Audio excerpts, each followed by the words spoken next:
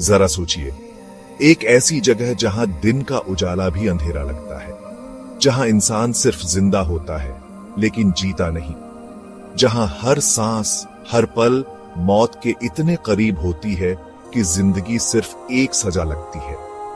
दुनिया में कुछ जेल ऐसी हैं जहां कैदियों को सिर्फ बंद नहीं किया जाता, बल्कि उनका हर दिन, हर रात उनकी रूह तक को चीर डालती है। यहां से जिंदा निकलना किसी चमत्कार से कम नहीं। ये कोई फिल्म नहीं है दोस्त, ये है असली जिंदगी, जहां डर, दर्द और बर्बादी का राज है।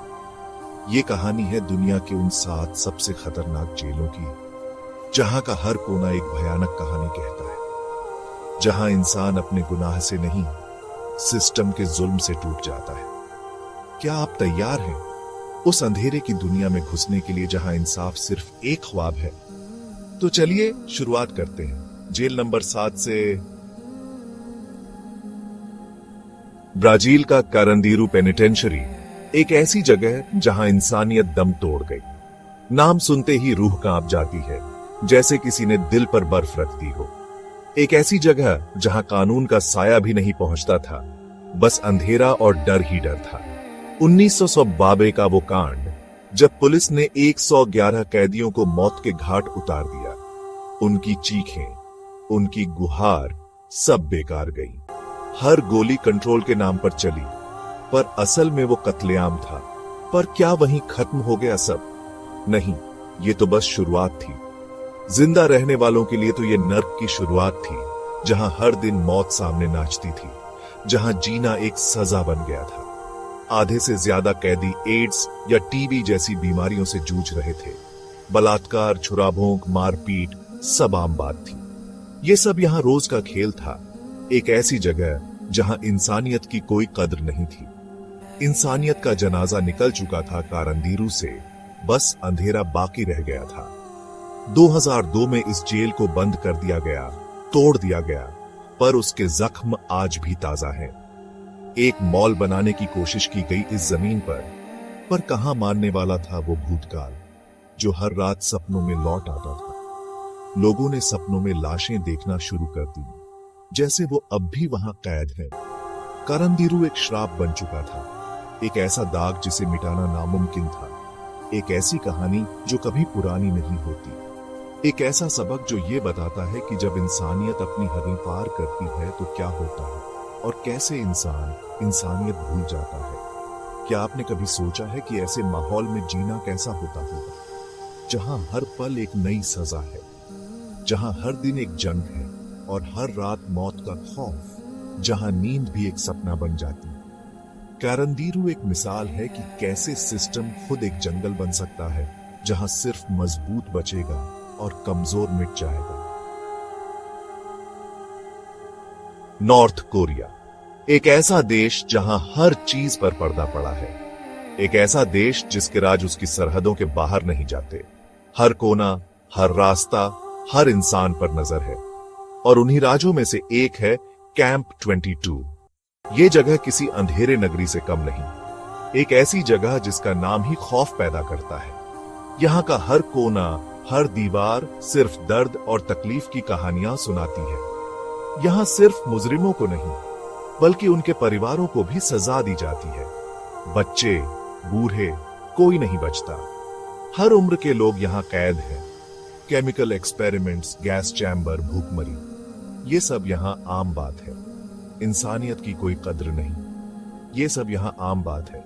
हर दिन एक नई कहानी लिखी जाती है, दर्द और पीड़ा की। एक गार्ड ने बताया था कि कैसे कैदियों को एक गड्ढे में डालकर भूखा रखा जाता था, ताकि देखा जा सके कि वो कब एक दूसरे को खाना शुरू करते हैं। ये सब सुनकर ही रूह कांप उठती है। और जब वो गड्ढा खोला गया तो उसमें सिर्फ एक आदमी जिंदा मिला। उसकी हालत देखकर इंसानियत शर्मिंदा हो जाए, लेकिन उसकी आंखों में इंसानियत नहीं, सिर्फ पागलपन था। वो पागलपन जो सिर्फ यहां पैदा होता है। कैंप 22 कोई फिल्म का सेट नहीं है दोस्त, ये है असलियत, जहां इंसाफ का तो खून हो चुका है। ये जगह इंसानियत के नाम पर एक कलंक है। यहां हर दिन मौत से बदतर है, हर पल एक नई सजा, एक नया दर्द। यहां से बचने की कोई उम्मीद नहीं, सिर्फ आजादी की तमन्ना है जो कभी पूरी नहीं होती। ये जगह सिर्फ मौत का इंतजार करने के लिए बनी है। सीरिया, एक देश लड़ाइयों से बर्बाद, और इस बर्बादी के बीच एक नाम है, तदमोर प्रिजन का। इसे डेथ फैक्ट्री कहा जाता है और यह नाम बिल्कुल सही है। 1980 में यहां एक ही दिन में 1000 से ज्यादा कैदियों को बिना किसी वजह के गोली मार दी गई थी। उनकी लाशें आज तक नहीं मिली। सेल इतने छोटे हैं कि पलटना भी मुश्किल होता है। हर रात किसी न किसी को उठा लिया जाता है और फिर वह कभी लौट कर नहीं आता। लोहे के सरिये, बिजली के झटके, पानी से यातना, सब कुछ आम है यहाँ। एक आदमी जो किसी तरह से बचकर निकला, उसने बताया था कि दर्द तो एक रहमत बन गया था उसके लिए, क्योंकि उससे कुछ महसूस तो होता था। तदमोर प्रिजन की जमीन से रात को अजीब सी आवाजें आती हैं, चीखें, गुहार, मानो वो आत्माएं आज तक इंसाफ की भीख मांग रही हैं। चौथा अध्याय, बैंक्वांग सेंट्रल प्रिजन, बिग टाइगर का पिंजड़ा, थाईलैंड। एक ऐसी जगह जो अपने खौफनाक अतीत और भयानक हालात के लिए बदनाम है। एक ऐसा देश जिसका नाम सुनते ही खूबसूरत नजारे आंखों के सामने आ जाते हैं। थाईलैंड की खूबसूरती और संस्कृति पूरी दुनिया में मशहूर है, पर इस खूबसूरत देश में एक ऐसी जगह भी है जिसका नाम है बैंक्वांग सेंट्रल प्रिजन। ये जगह अपने आप में एक अलग ही कहानी है। इसे बिग टाइगर भी कहते हैं। ये नाम इसके खौफ और कैदियों के लिए इसके बर्ताव को दिखाता है, क्योंकि ये अपने कैदियों को धीरे धीरे खा जाता है। यहाँ का जीवन एक अजीब सी दहशत से भरा होता है। मौत की सजा पाए कैदियों के पैरों में लोहे की जंजीरें लटकी रहती हैं। ये जंजीरें उनकी जिंदगी का हिस्सा बन जाती हैं, और जब उनका वक्त आता है तो सिर्फ एक सायरन बजता है, और फिर ये सायरन उनके अंत का संकेत होता है। खाना इतना घटिया और कम होता है कि कैदी भूखे ही मरते हैं। यहाँ का खाना जीने लायक नहीं होता। पानी में इतनी गंदगी होती है कि पीते ही बीमार हो जाते। साफ पानी यहाँ एक सपना है। इलाज तो दूर की बात है, बीमारियों का इलाज यहाँ मुश्किल से होता है। कैदियों को उन लोगों के चेहरे दिखाई देते हैं जिनको उन्होंने मारा है, सपनों में, जागते हुए, हर जगह वो चेहरे। ये चेहरे उनका पीछा नहीं छोड़ते। बैंक्वांग सेंट्रल प्रिजन सिर्फ जिस्म को ही नहीं बल्कि रूह को भी तोड़ देती है। ये जगह इंसान को अंदर से खोखला कर देती है। पांचवा अध्याय, दियारबाकिर जेल, जहां खामोशी चीखती है। तुर्की, एक ऐसा देश जो अपने इतिहास और संस्कृति के लिए जाना जाता है, लेकिन इस देश का एक और चेहरा भी है, दियारबाकिर जेल। 1980 के बाद से यहां राजनैतिक कैदियों को रखा जाता है, और यहां का अत्याचार ऐसा है कि कैदी खुद मौत को गले लगा लेते हैं। बच्चों को उनके माँ बाप के सामने मारा जाता है, लोगों को मल खिलाया जाता है, और सबसे भयानक है व्हाइट टॉर्चर। इसमें कैदी को एक ऐसे कमरे में बंद कर दिया जाता है जहां सिर्फ खामोशी होती है। कोई आवाज नहीं, कोई रोशनी नहीं, कोई इंसान नहीं। एक आदमी जो 2 साल तक इस यातना से गुजरा, वह बाहर आने के बाद अंधेरे से भी डरने लगा। उसने कहा था, मुझे रोशनी से डर लगता है। दियारबाकिर जेल की दीवारें आज भी उन चीखों को याद रखती हैं जो कभी खत्म नहीं हुई। अध्याय 6, ब्लैक डॉल्फिन प्रिजन, जिंदा लाशों का घर। रूस, एक ऐसा देश जिसका नाम सुनते ही डर लगता है, और इस डर को और भी बढ़ा देती है ब्लैक डॉल्फिन प्रिजन।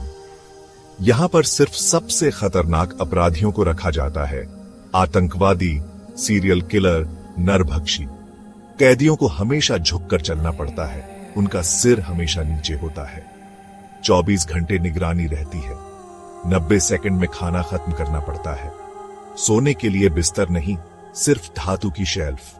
बाथरूम में भी सीसीटीवी कैमरे लगे होते हैं। एक ही नियम है यहाँ, यहीं मरोगे। एक नरभक्षी ने बताया था कि उसके शिकारों की आत्माएं रात को आती हैं और उससे बातें करती हैं। ब्लैक डॉल्फिन प्रिजन की दीवारों पर चेहरे दिखाई देते हैं। यहां सिर्फ जिंदा लाशें रहती हैं। 7वां अध्याय, ला सबानेटा जेल, जहां नर्क जिंदा है। वेनेजुएला, एक ऐसा देश जो अपनी खूबसूरती के लिए जाना जाता है, लेकिन इस खूबसूरत देश में एक ऐसी जगह भी है जिसका नाम है ला सबानेटा जेल। यहाँ कानून का कोई खौफ नहीं है। 1500 कैदियों की कैपेसिटी वाली इस जेल में 3700 से ज्यादा कैदी भरे पड़े हैं। यहाँ सेल्फ रूल चलता है, यानी पावरफुल इनमेट्स का अपना गैंग, अपना कानून। 1984 में यहाँ एक रायट हुआ था, जिसमें 3 घंटे के अंदर अंदर 100 से ज्यादा कैदियों को मार दिया गया था। खाना इतना गंदा होता है कि उसमें कीड़े निकलते हैं। इलाज नाम की कोई चीज नहीं है। कैदियों का कहना है कि रात को यहाँ चीखें सुनाई देती हैं, उन लोगों की जो बिना किसी वजह के मार दिए गए। ला सबानेटा जेल सिर्फ एक जेल नहीं है, ये एक जिंदा नर्क है। तो ये थी दुनिया की 7 सबसे खतरनाक जेलों की दास्तान, जहां इंसानियत को कुचलने का नंगा नाच होता है, जहां हर सांस एक सजा बन जाती है। अगर आपको ये कहानी सच में हिला गई तो कमेंट जरूर करें, कौन सी जेल ने आपको सबसे ज्यादा डराया। मिलते हैं अगले एपिसोड में एक और असली खौफनाक कहानी के साथ। तब तक के लिए अपने आसपास के अंधेरे से बच के रहिए।